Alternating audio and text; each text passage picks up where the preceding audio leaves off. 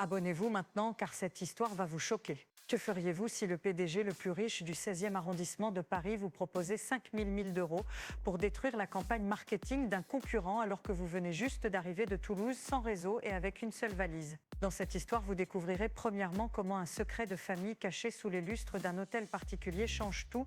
Deuxièmement, pourquoi un empire du luxe peut tomber pour une seule décision. Et troisièmement, le secret qui transformera une carrière modeste en légende de la mode. Restez jusqu'à la fin car le twist final va vous laisser sans voix. Mais elle ne savait pas que sa vie allait basculer. Alexandre Moreau avait 48 ans, une fortune personnelle évaluée à 3,2 milliards d'euros et un empire du luxe installé entre la rue de Passy et l'avenue de la Grande Armée. Fondateur de Maison Moreau, il possédait des ateliers en Normandie, une filiale parfum à Grasse et des boutiques éblouissantes près d'avenue Montaigne. Son téléphone vibrait plus que le cœur d'un piano à l'opéra. Il commandait des livraisons de poteries rares et signait des collaborations avec Dior et Chanel sans lever les yeux. Camille Durand avait 29 ans et venait de Toulouse. Elle avait gravi les paliers du marketing digital grâce à une campagne virale pour une marque de dentelle occitane.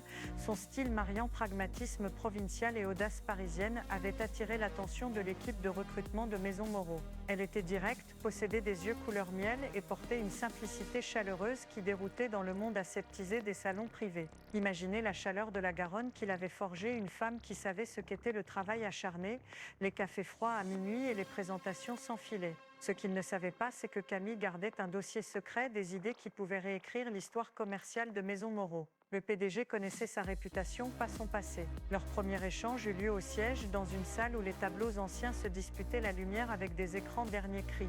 Elle entra, vêtue d'un tailleur simple, tenant un dossier bien organisé, les assistants retirant leur souffle. Alexandre haussait rarement les sourcils, là ses yeux s'attardèrent. Si vous aimez ces histoires de pouvoir et de séduction, likez cette vidéo. Mis de section CTA, à votre avis, que devrait-elle faire à son arrivée? Se plier aux règles ou tout changer? La première réunion officielle fut un choc, un lancement de collection menacé par une fuite industrielle. Les chiffres montraient que Maison Moreau risquait de perdre des millions. Camille proposa une stratégie audacieuse, détourner l'attention par une narration intime autour d'une pièce maîtresse, recréer la valeur émotionnelle du produit plutôt que jouer sur l'exclusivité brute.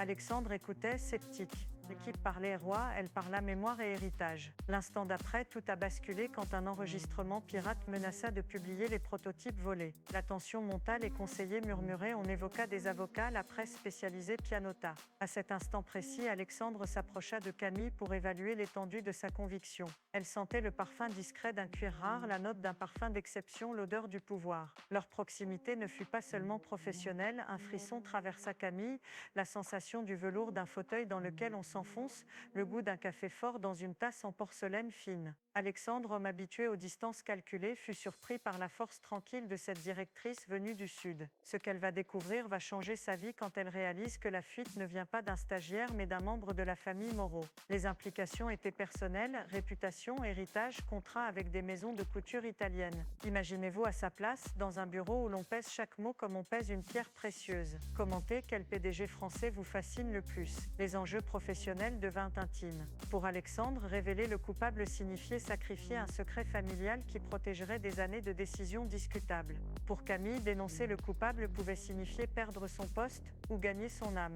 Ce qu'il ne savait pas, c'est que Camille avait déjà une piste, née d'un cocktail improvisé à la coupole où un ancien collaborateur laissa échapper une confidence. Une crise obligera les deux à travailler côte à côte. La maison avait besoin d'une narration d'urgence et d'un visage nouveau, celui de Camille. Ils passèrent des nuits au siège, puis au château prêté par un ami d'Alexandre sur les bords de la Loire pour un shooting clandestin. Là, entre les vignes et les murs centenaires, la vulnérabilité s'ouvrit. Camille raconta son enfance à Toulouse, son père menuisier qui lui avait appris la patience, sa mère qui vendait des foulards sur la place du Capitole.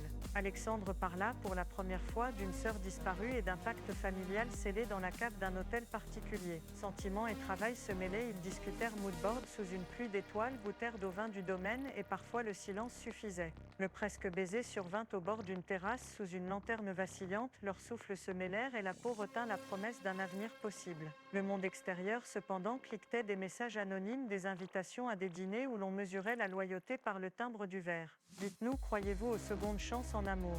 Engagement CTA, mais soudain, un secret éclate qui va tout détruire. Une lettre retrouvée dans un coffre révèle que la sœur d'Alexandre avait vendu des prototypes à un concurrent pour payer des dettes de jeu. Ce coupable n'était pas extérieur, c'était un Moreau. La révélation fit trembler l'Empire. Les actionnaires demandèrent des explications, la presse flairait le scandale et des partenaires menaçaient de se retirer. Camille, en pleine ascension, se retrouva au centre d'une tempête. L'opinion pouvait la saluer comme la sauveuse ou la condamner comme la complice. Ce qu'il ne savait pas, c'est que la lettre n'était qu'un leurre destiné à détourner l'attention d'une machination plus grande. Quelqu'un manipulait la narration pour prendre le contrôle. À cet instant précis, l'air semblait plus lourd dans les salons, les chandeliers reflétaient des visages tirés. La confrontation arriva au sommet d'un toit-terrasse surplombant la scène. Alexandre affronte son frère aîné, Philippe, devant une assemblée restreinte d'avocats.